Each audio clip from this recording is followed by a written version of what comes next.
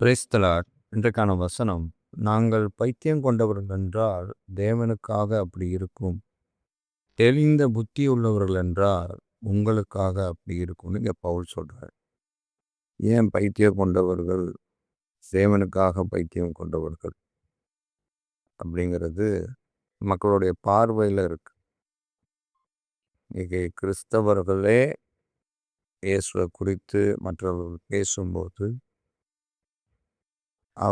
அவர்களை பார்த்து எண்ணுகிற விஷயம், இவங்க என்ன பைத்தியக்காரர்கள் மாதிரி பேசிகிட்டு இருக்காங்க, இது நடைமுறைக்கு ஒத்து வராது, இது இந்த உலக வாழ்க்கைக்கு ஏற்புடையது அல்ல, இப்படியெல்லாம் இருந்தால் வாழ முடியாது, இதெல்லாம் பேச்சுக்கு தான் உதவும், வாழ்க்கைக்கு உதவாது அப்படின்னு இயேசுவை பற்றி உண்மையாய் பேசுகிறவர்களை பார்த்து, வைராக்கியமாய் பேசுகிறவர்களை பார்த்து, ஏக்கத்தோட தாகத்தோட பேசுகிறவர்களை பார்த்து மற்றவர்கள் அப்படித்தான் எண்ணுகிறாங்கன்னு பவுல் சொல்றார்.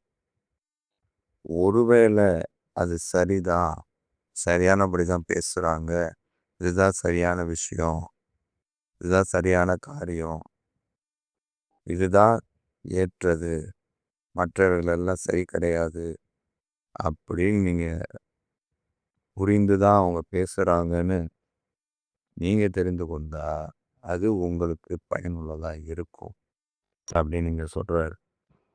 இவ்விதமாய் அவன் தனக்காக உத்தரவு சொல்லுகையில் பெஸ்து உரத்த சத்தமாய், பவுலே நீ பிதற்றுகிறாய், அதிக கல்வி உனக்கு பைத்தியம் உண்டாக்குகிறது என்றான். இப்படிதான் சூழ்நிலை இருக்குது. நீங்கள் ஸ்டேட்டஸில் கூட பார்த்துருக்கலாம். போய் ஒரு சகோதரன் டாஸ்மாக் முன்னாடி போய் குடிக்காதீங்க, வாழ்க்கை அழித்து கொள்ளாதீங்க, ஆத்மா அழிவுக்கு நேராக போகுது, குடும்பம் சீர்கெடுது, அழிவு தான் இது உங்களுக்கு, வேறு எதையும் நீங்கள் இதனால் பெற முடியாது, ஏன் உங்களே நீங்கள் அழிச்சிக்கிறீங்க அப்படின்னு சொன்னால் இது போலத்தான் அவங்க பார்த்து பேசுகிறாங்க. இது மாதிரி ஒவ்வொரு விஷயத்தை சொல்லும்போதும் அவர்கள் பார்த்து பேசுகிறது இதுதான், அவர்கள் நினைக்கிறது இதுதான். இதை போல தான் இயேசு கிறிஸ்துவை பற்றி பேசினாலும் நினைக்கிறாங்க. இந்த உலகம் நமக்கு முக்கியம் கிடையாது, வேறொரு உலகம் நமக்கு இருக்கிறது, இந்த உலகம் டெம்பரரி தான், இது பர்மனன்ட் இல்லை அப்படின்னு சொன்னால் அவர்கள் மற்றொரு பார்வைக்கு பைத்தியமாய் காணப்படுகிறார்கள். இங்கே வாழ்கிற வாழ்வு வாழ்க்கை அல்ல, இன்னொரு ஜீவன் இருக்கு, புதிய ஜீவன் ஒன்று இருக்குது, அதுதான் நமக்கு ஒரு உண்மையான வாழ்க்கை, இது ஒரு பொய்யான வாழ்க்கை, இது ஒரு நிழலான வாழ்க்கை அப்படின்னு சொன்னாலும் மற்றவர்களுக்கு அது எப்படி தெரியுது, பைத்தியக்காரத்தனமாக தான் தெரியுது.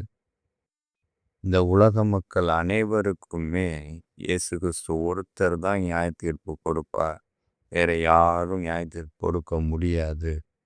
எல்லாருக்குமே, கிறிஸ்தவர்களாக இருந்தாலும் சரி, முஸ்லீமாக இருந்தாலும் சரி, புத்த மதத்தினராக இருந்தாலும் சரி, இந்துக்களாக இருந்தாலும் சரி, யாராக இருந்தாலும் சரி, இயேசு கிறிஸ்து மாத்திரம்தான் நியாய தீர்ப்பு கொடுப்பாருன்னு சொன்னாலும் அதுவும் பைத்தியக்காரத்தனமாக தான் தெரியுது.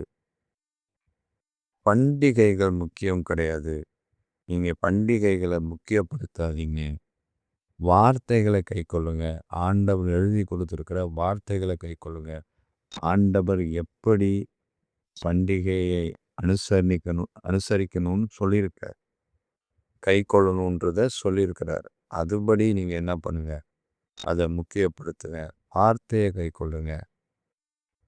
புதிய ஏற்பாட்டின் காலத்தில் பண்டிகை அப்படிங்கிறத விட கை கொள்ளுதல் அப்படி தான் நம்ம புரிந்து கொள்ளணும். பண்டிகைனா கூத்து கும்மாளம் அது இல்லை, பார்ட்டி பண்ணுறது அல்ல, புது ட்ரெஸ் எடுக்கிறது அல்ல. பண்டிகை அப்படிங்கும்போது ஒரு சுவிசேஷம் அறிவிக்கிற நாளாக வைத்து கொள்ளலாம், இல்லைன்னா ஏழை எளிய மக்களுக்கு உதவி செய்கிற நாளாக வைத்து கொள்ளலாம், அதன் மூலமாக ஆண்டவருடைய அன்பை தெரிவிக்கிற நாளாக வைத்து கொள்ளலாம், ஏன்னா நல்ல ஒரு ஊழியக்காரரை கூப்பிட்டு ஒரு மீட்டிங் நடத்தலாம், அதன் மூலமாக மக்களுக்கு சுவிசேஷத்தை அறிவிக்கலாம். இப்படி வேணா அதை நம்ம எடுத்துக்கொள்ளலாமே தவிர, அதை வெறும் பண்டிகையாக பார்ட்டி பண்ணுறதாக இதை இருக்கக்கூடாது. வேதாகம் சொல்லுது. வார்த்தைகளை கைக்கொள்கிற நாட்களாக எடுத்துக்கொள்ளலாம். அதே போல இந்த சடங்காச்சாரங்கள் முக்கியம் இல்லை. பலவித சடங்காச்சாரங்களை நாம் பின்பற்றி கொண்டிருக்கிறோம். அந்த சடங்காச்சாரங்கள் முக்கியமல்ல. சத்தியத்தை கைக்கொள்ளணும். வேதம் சொல்லியிருக்கிற சத்தியத்தை கைக்கொள்ளணும். எங்கேயாவது வேதம் நிறைய சடங்காச்சாரங்களை நம்ம பின்பற்றி கொண்டிருக்கிறோம். கிறிஸ்தவர்கள் அல்லாதவர்கள் ஆயுத பூஜை கொண்டாடுறாங்கன்னா, கிறிஸ்தவர்களும் ஆயுத பூஜை கொண்டாடுறாங்க. அவங்க கிறிஸ்தவர்கள் அல்லாதவர்கள் மலைக்கு போகிறாங்கன்னா மாலை போட்டுட்டு, கிறிஸ்தவர்கள் மாலையை போட்டு இவங்க மலைக்கு போகிற மாதிரி வேளாங்கண்ணி போகிறாங்க. கிறிஸ்தவர் அல்லாதவர்கள் இறந்தவர்களுக்கு படையல் வைக்கிறாங்கன்னா, கிறிஸ்தவர்களும் படையல் வைக்கிறாங்க.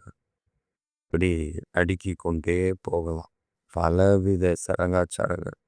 கிறிஸ்தவர் அல்லாதவர்கள் நாள் நிமித்தம் பார்க்கிறாங்கன்னா, கிறிஸ்தவர்களும் நாள் நிமித்தம் பார்க்கிறாங்க. இப்படி பல விஷயங்கள்ல அதுதான் முக்கியத்துவப்படுத்திட்டு இருக்கோம். அது முக்கியம் இல்லை. சத்தியம் என்ன, அவருடைய வசனம் என்ன சொல்லியிருக்குது, ஏன் இதை யோசிக்கிறது இல்லை? இவ்வளோ விஷயத்தை ஆண்டவர் பேசி வைத்திருக்கிறவர், எழுதி கொடுத்திருக்கிறவர், இதை கை கொள்ளணும், இதை கை கொள்ளாதுன்னு எழுதி கொடுத்திருக்கிறவர். அப்போ இந்த சடங்காச்சாரங்களை எழுதி தந்திருப்பார்ல. ஆனால் சடங்காச்சாரங்களை கை கொள்ளாதுன்னு தான் அவர் சொல்றார். கை கொள்ளணும் ஒரு நாள் அவர் சொல்லவே இல்லை. அதை நாம் புரிந்து கொள்றது இல்லை. இதை சொன்னாலும் என்னதான் பைத்தியக்காரர்கள் தான். அதே மாதிரி இந்த உலகத்தின் மீது பற்று வைக்காதீங்க, இது அநித்தியமானது, ஒரு நாளில் ஒரு நாள் இது அழிந்து போகக்கூடியது. நீங்கள் பரலோகத்தின் மீது பற்று வைங்க, அது நித்தியமானது, அது ஒரு நாளும் அழியாதது, இட்டர்னல் லைஃப் அது, அதை புரிந்து கொள்ளுங்க அப்படின்னு சொன்னாலும் பைத்தியமாக தான் தெரியுது. அதே போல் நாம் பாவிகள், நாம் மனம் திரும்புகிறோம் அப்படின்னு சொன்னாலும் பைத்தியமாக தெரியும். பாவிகளாக யார் பாவி? நானா பாவி அப்படின்னு கேள்வி கேட்டுட்ருக்குறோம். பாவிகள் தான். முடிவு பரியந்தம் ரட்சிக்கப்படுவனே, நிலைநிற்பவனே ரட்சிக்கப்படுவான்.